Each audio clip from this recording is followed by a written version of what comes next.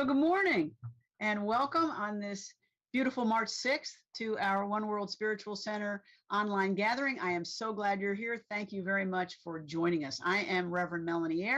I am the spiritual director here at One World, and I'm thrilled you're here. Thank you for spending the next 45 minutes or so with us. We have a great gathering for you today. We're going to have a talk. We're going to have an opportunity to pray together. We're going to hear from Reverend Rebecca Johnson, our youth director, about what our kids are doing. The first Sunday of every month, we have a video of Reverend Rebecca telling us what's going on, and we have that for you today. We have announcements by Board President Tim Rainey, and we have a reading from Reverend Chris Kell. So thank you so much for joining us. So what I'd like to do, as we start, is just take a minute. You know, it's funny because I'm sitting here and I have this paper in front of me and I have all this stuff in front of me. And really what I just need to do and what I invite you to do is just take a minute and breathe and bring your awareness to this gathering, to this opportunity to be together. Whether we are remote or not, our energies can still join. We have the opportunity to share our thoughts via chat. We on Facebook or YouTube.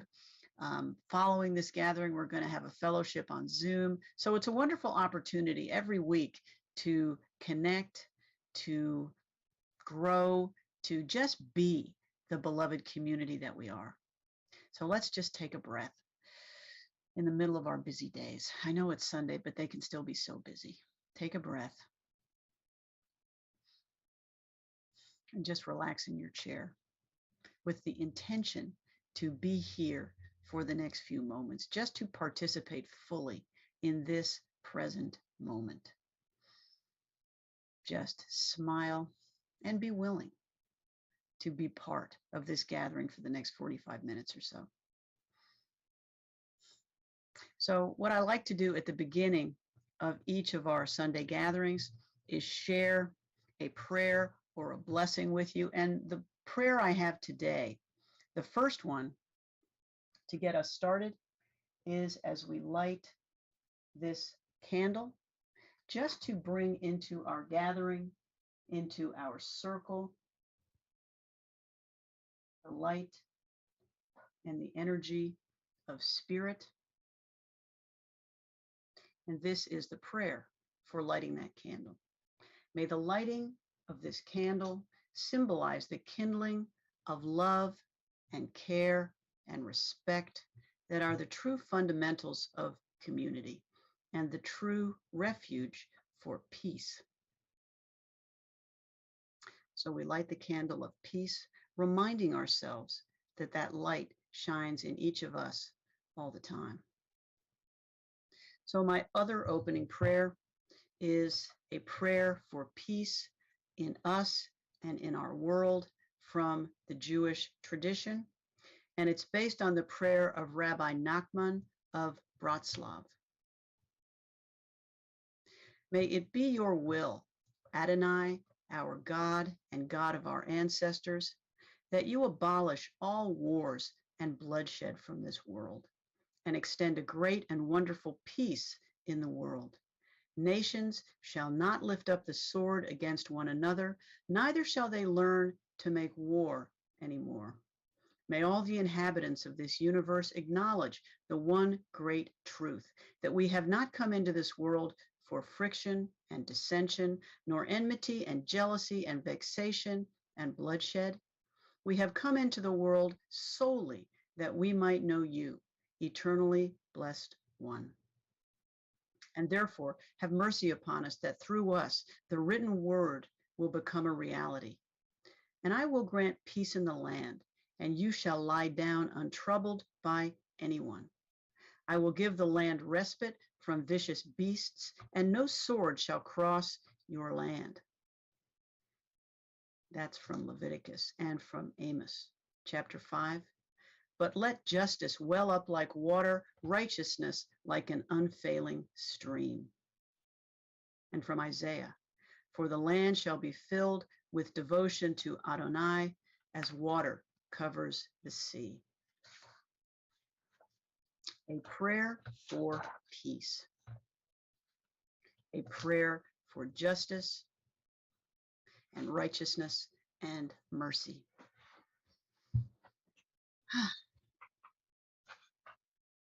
So we are in the season of Lent in the Christian tradition.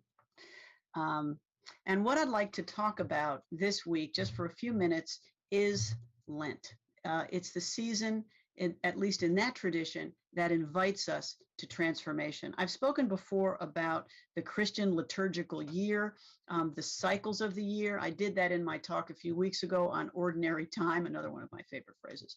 But in truth, such cycles appear in other faith traditions as well. And what they do is they remind us, they give us opportunities throughout the year to do various things, to celebrate, to have festivals, to remember, to mourn, and also to reflect and renew.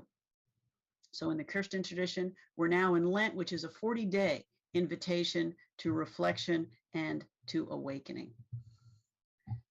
I've heard it said that Lent is about giving up ways of thinking that no longer serve us. It's about entering periods of spiritual practice in which we have the chance to remind ourselves of who we really are, a perfect child of God.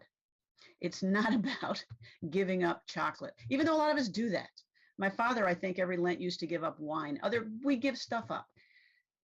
My suggestion today is that Lent is not about depriving ourselves, it's about transforming ourselves. And that's what I'd like to talk about. So what does a transformed life look like? How do we get there from here? We have all the potential inside. That's the good news. The not so good news is that we are so good at ignoring it. Our lives are so full of diversions and stuff and tweets and dings and whatever the heck happens. We are so good at ignoring that light inside. We don't know who and what we truly are. Our process of awakening, of enlightenment, is the journey we take to dig down until we can truly experience the truth of our connection to Source, to each other, and to all of life, to all of creation. So then we ask ourselves, is this an easy process? It is not. But when I say it's not an easy process, that is not an invitation to work harder. That's why my talk is entitled Stop Trying. Why? Because I suggest we cannot work ourselves into inner transformation. We cannot think ourselves into fundamental transformation. All the tools that we have spent so many years developing, our intellect, our rational minds, our ability to plan, to scheme, to devise what's next, all this seems to just get in the way. All that is our small s self. We will never reason ourselves into lives of peace and transcendent joy. We will not educate ourselves, attend seminars, read enough, listen to enough YouTube videos into fundamental change. True transformation happens at a different level. Our busy, loud, demanding minds drown out the voice coming from our hearts. Our minds, they just suck up all the energy in the room. We are working so hard. I think we are working too hard. Anthony Bloom, this is a story I've told before, and I'm looking for it right here, so that's why I'm looking around here. Anthony Bloom tells this story, and I've told it before, I apologize, but I really love it, and there are some folks who probably haven't heard it, of an elderly woman who has been working at prayer with all her might without ever sensing God's presence. So wisely, her teacher encouraged the old woman to go into her room each day, and what he told her was, for 15 minutes, knit before the face of God. But I forbid you to say one word of prayer. You just knit and try to enjoy the peace of your room. The woman was thrilled. She receives this advice and she goes into her room and she says, oh, thank God, for 15 minutes I can do nothing and not have to feel guilty. In time, however, she began to enter the silence created by her knitting. Soon, she said, I perceived that this silence was not simply an absence of noise, but that the silence had substance. It was not absence of something, but presence of something. As she continued her daily knitting, she discovered that at the heart of the silence, there was He who is all stillness, all peace, all poise. What she did is she had let go of her tight-fisted efforts to enter into God's presence, and by doing so, discovered God's presence already there. Sometimes, and I don't know if you've found this in your own life, I certainly have found it in mine, sometimes we just work too hard. Father Richard Rohr is one of my favorite current Christian mystics, and he has noted what many regard or might regard as a paradox. Jesus, that transformational teacher who inspired so many, he really didn't give, in Rohr's opinion, what one might call motivational or inspirational talks. He wasn't what Rohr called a football coach. Yeah, get out there, be compassionate, be kind. Yeah, that's not what he did. What he did instead was lead his followers to live lives that fundamentally changed them. He just led them to see themselves and the world in a different way. His goal was to give his followers, to give us a new self-image, to radically redesign how we see ourselves, our purpose, and our relationship to each other. What Rohr says is that Jesus was not, that wonderful teacher was not advocating changes, but fundamental change. So in writing about Lenten transformation, and writing about the transformation that we are invited to make during this season of Lent, he suggests that we depend too much, often, too often, look for those folks who inspire us in the moment. That is not an invitation to turn off this video. But anyway, we look too often for, yeah, what a great message. What a great, oh, how inspiring, how motivational. While change may begin with such transformation or such inspiration, it only begins there. We still need to do the work. The fundamental change happens when we move beyond our minds, our cognitive universe, that small s self, and into that larger consciousness where our true self is waiting to be found, our larger S self. That self that knows that it is connected to all things, that self which sees out into the world with new and different eyes. So a friend of mine a while back turned me on to this guy who sends out a daily email. His name is Seth Godin, Godin. You may have gotten his, they're fun to read. One he sent out a while back was on what he calls transformation tourism. It is a great concept. I want to share this with you. This is what Seth Godin writes about transformation tourism. I bought the diet book, but ate my usual foods. I filled the prescription, but I didn't take the meds. I took the course, well, I watched the videos, but I didn't do the exercises in writing. Merely looking at something, he writes, almost never causes change. Tourism is fun, but rarely transformative. If it was easy, you would have already achieved the change you seek.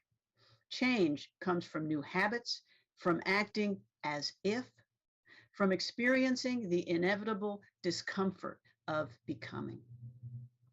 True change, the transformation, the awakening we are invited into in periods such as Lent, requires doing the work.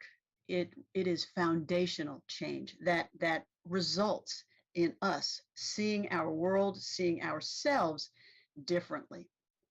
So we ask ourselves, are we transformational tourists? I have been, sure. I read the book, I took the course, I said I was going to focus more on, fill in the blank, whatever I'm focusing more on this week.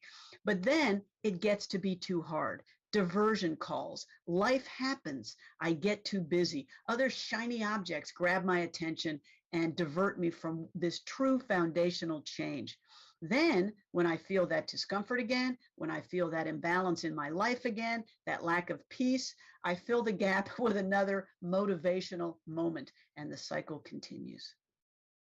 The invitation that Lent gives us is to remember that the only path to fundamental change comes through our own inner unfolding. It comes through our own inner work. So maybe that's why it's a period of 40 days. These awakenings don't happen overnight. but they are gradual and they are cumulative. Now, that doesn't mean they are linear. It's not like, I'm changing, I'm awakening. It's not like that. It's not like a flight path out of Atlanta. It's cumulative, but if your journey is like mine, kind of goes like that, up and back and forth, but the arc is forward. The change, the positive change, is cumulative. We are not invited to learn more with our minds, but to unpack those layers we have added that dull, that cover up our own inner knowing and our own inner light. Wayne Mueller put it this way: the heart of most spiritual practice is simply this: remember. Think about your energy when you heard that. Just feel your energy when you heard that. It changes for me. The heart of most spiritual practice is simply this: remember. Remember who you are. Remember what you love. Remember what is sacred. Remember what is true. Remember that you will die and that this day is a gift. Remember how you wish to live. It's a process of remembering. It may take us 40 days to simply remember, to find again our own inner voice, our own inner knowing. I believe, and the reason I believe this is because I have found it reflected in my own life. I believe it is not a process of education. It's not a process of adding information, but a process of release and surrender. Willingness to join with the flow of the divine that carries us, that carries me at all times, in joyful times and in difficult ones. So how does that look, at least for me? Well, when I have challenging times, and I do frequently, as I'm sure you do, my first impulse has become, and this was not always the case, but my first impulse has become to simply go into my office, where I'm sitting right now, and light a candle and simply sit and breathe and just be. That was not always my response. But what I find now, it is my most useful one, my most healing one, to simply invite the voice of spirit to enter that space where I am, that space of despair, that space of not knowing, that space of being unable to see what is next. I just sit there and am willing.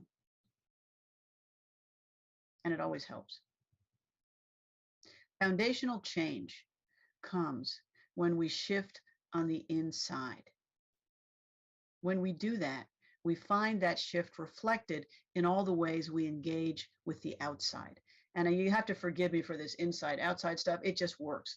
When we shift on the inside, when we shift in our hearts, in our greater consciousness, it changes the way we show up. It is not a function of work. It is a function of willingness and what some might call grace.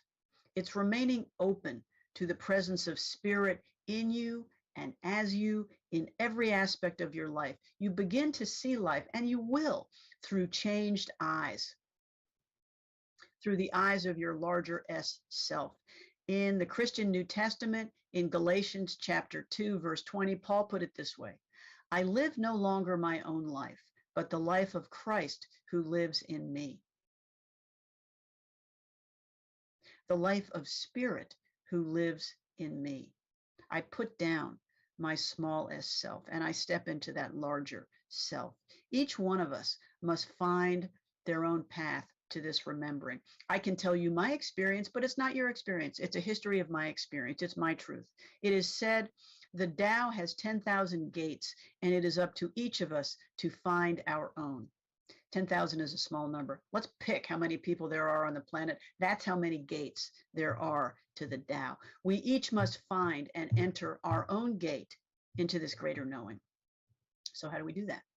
Well, that's one of the things we're going to talk about on Wednesday. So this is a plug to join us on Wednesday to talk about that. But I suggest that we have invitations and opportunities every day. These gates, These invitations to greater awakening lie in our own lives, lived with awareness and compassion. When we can see the invitation of spirit in every moment to greater awareness of our fundamental oneness, we open to becoming. So why do I say oneness? Because that is our fundamental truth.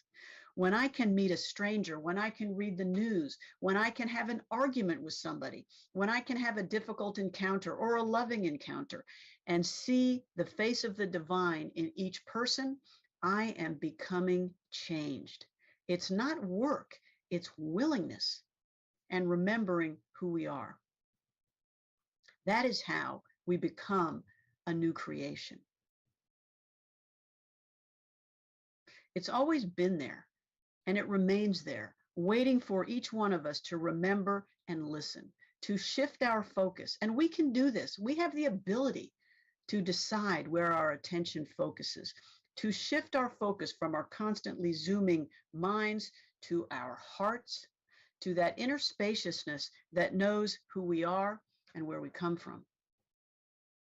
So the question for this week, for this Lenten week, is, are we going to be transformational tourists?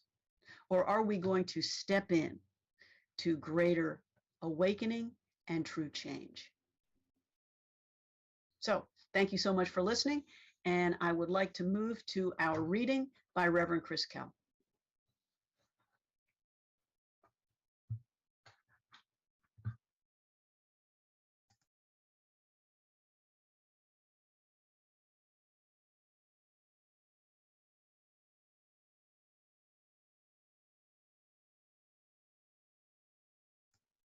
Sorry, I was reading away and I was on mute. This is a reading from Thomas Merton. There is in us an instinct for newness, for renewal, for liberation of creative power. We seek to awaken in ourselves a force which really changes our lives from within. And yet the same instinct tells us that this change is a recovery of that which is deepest, most original, most personal in ourselves. To be born again is not to become somebody else, but to become ourselves.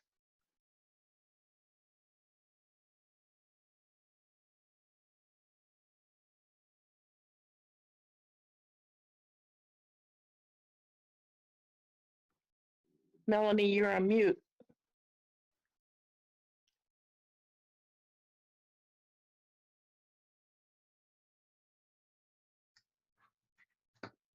Hey, thanks. Gotta love the Zoom. It's like I had a reading and I changed it and I sent it to Chris and I said, okay, this is the days of live TV. We just change our readings. We just go with the flow. Anyway, sorry about that. Thomas Merton is another great, and I call him a current mystic, even though he passed away in 1968. I truly encourage you to read his wonderful works. He is so insightful and so wise. And he also did a lot of work in the world of inner spirituality and interfaith. So thanks to Reverend Chris for that great reading, and I hope you enjoyed the talk. So right now is our opportunity that we have in every gathering to spend some time in reflection and in prayer for ourselves, for each other, for our beloved, for our greater community, and for our world. So necessary these days when we open the news and we see such tragic and disturbing events happening around the world. So I invite you to take a breath, to shift your awareness from your busy mind down to your heart space, and simply breathe. Just be willing to join your heart and your energies with all others watching or listening right now. Simply be willing, feeling your heart open and warm and flower as you continue to breathe. Creator God, as we breathe, as we simply are, We are grateful for this right now, for this opportunity to be together, to join our hearts in community prayer. We acknowledge that we so often do not know our next step, that we live in uncertain and often scary times. But we hold fast to the truth that we are always enfolded by Spirit, that every step we take is in the light, that we are all a reflection and a manifestation of the one truth, that is love, that is compassion, that is kindness. And we commit to let our every action reflect that truth. We are grateful for this right now, and so it is. And together we say, Amen. So I'd like to take some time today to again hold in our hearts the situation in Ukraine, the violence, the death, the fear, the injury, and to hold in our hearts a prayer for peace. This week in our newsletter, I shared a breath prayer for peace by Nancy Grenfell Smith.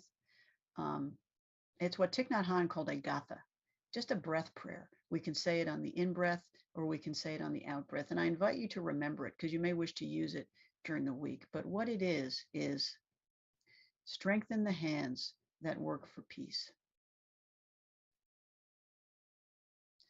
So what I invite us to do for a moment is simply sit with that breath prayer, all of us together, repeating in our hearts, strengthen the hands that work for peace.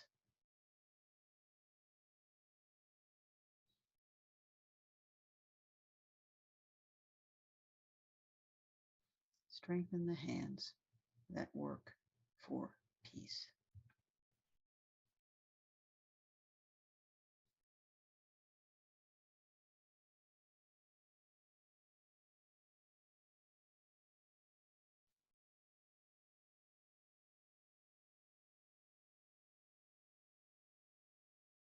We ask for healing, for peace, for comfort and renewal for all those affected by the war in Ukraine and surrounding areas, by the violence, the fear, the displacement, all the horrors that go with war.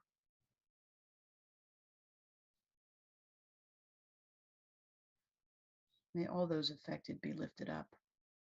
May they find safety. May they find security and comfort and peace. May we do, each one of us, individually and collectively, all we can to assist those in need, to help restore peace and light and comfort and joy to that area of the world.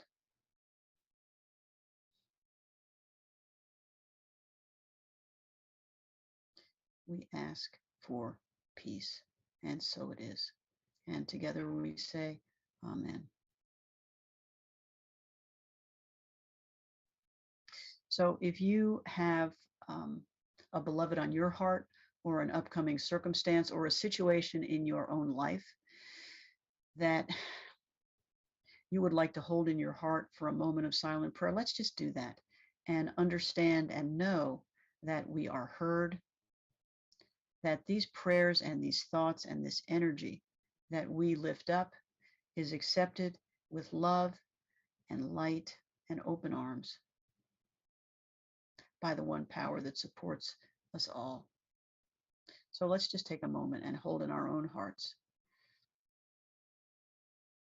what rests on our awareness right now.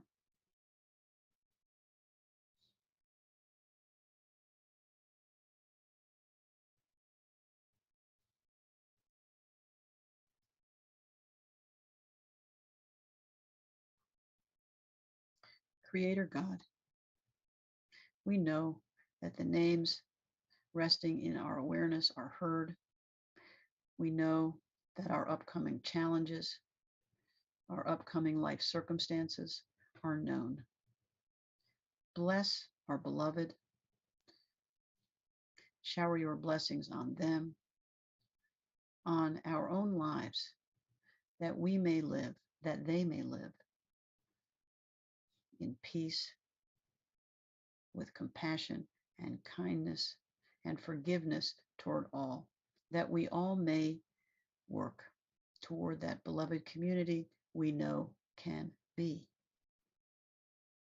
And we widen the circle to include all those whom we don't know and will never meet, all beings, that all beings may be at peace, that all minds may be at rest, that all may be safe and uplifted and protected and whole. We give thanks for the healing which is to come, and so it is. And together we say, Amen.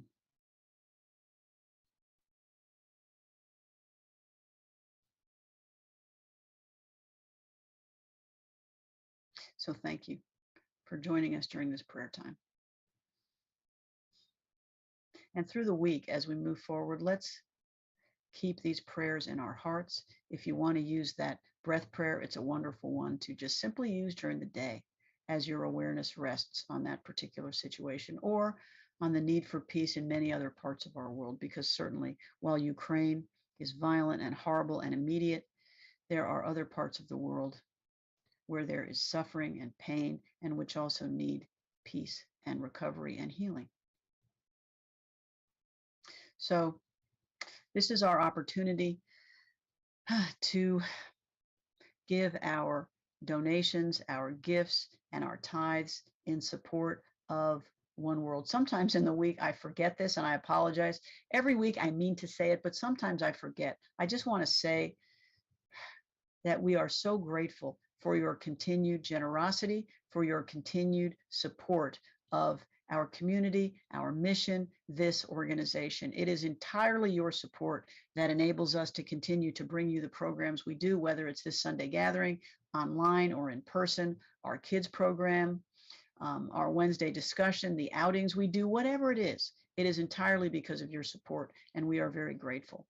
We say thank you. We commit these tithes and offerings to the continued work of One World. And I just want you to know how thankful we are that we can continue to do this work with your support. There are many ways you can donate to One World. We certainly accept checks. You can use PayPal. There's an app called Tithely that you can use. There is a donate button on our website. And so there are many, many ways which you are able to use to donate. If you have any questions, please ask me or ask our treasurer, Michael Roussel, and we will fill you in on whatever options you would like to consider. So thank you so much. So now, this is the first Sunday of the month, and so what we are going to do is show you a short video from our youth director, Reverend Rebecca Johnson, who is telling us what she's going to do with the kids this month. Michael, is this where I say hit it?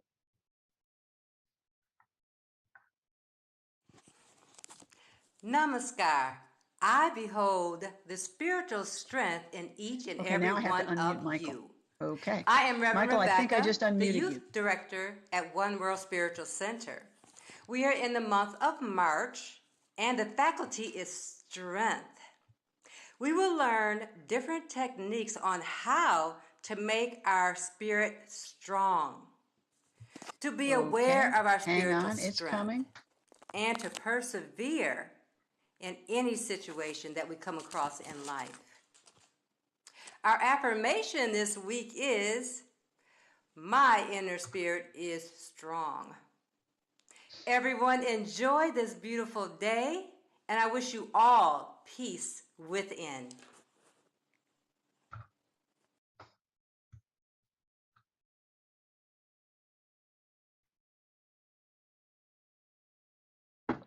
Okay.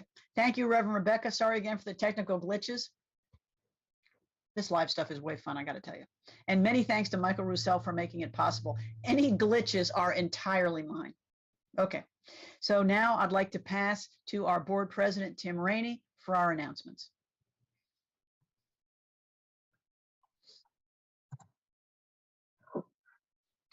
Good morning, everyone.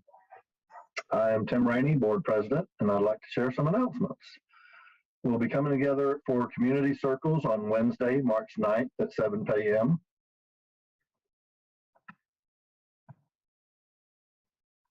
I have to unpin. I don't know. I see myself.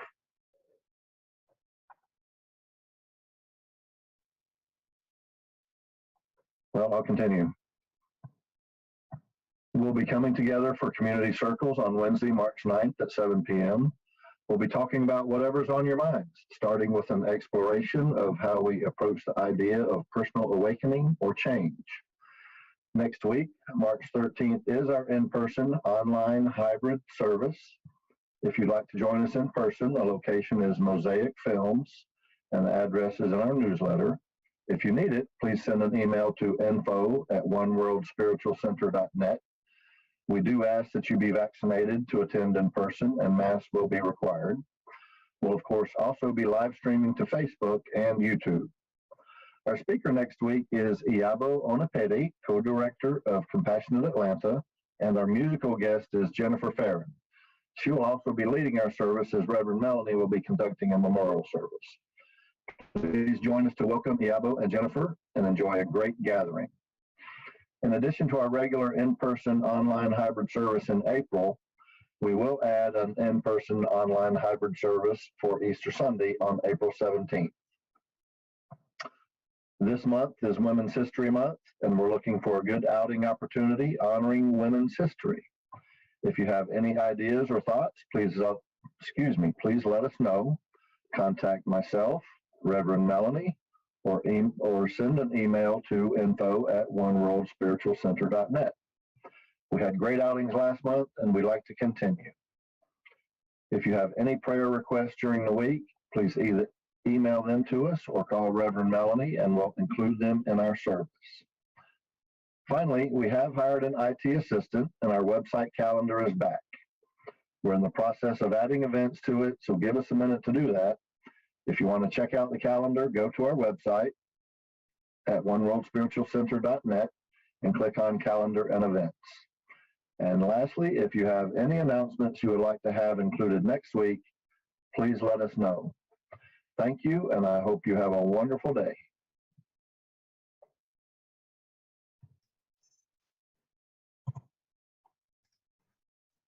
Okay, thank you, Tim.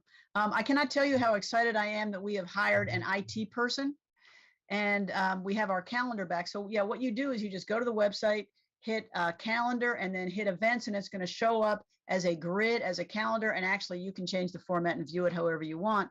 But we are going to be adding our events to that. So please, if you are wondering what's coming up, please go and check our calendar.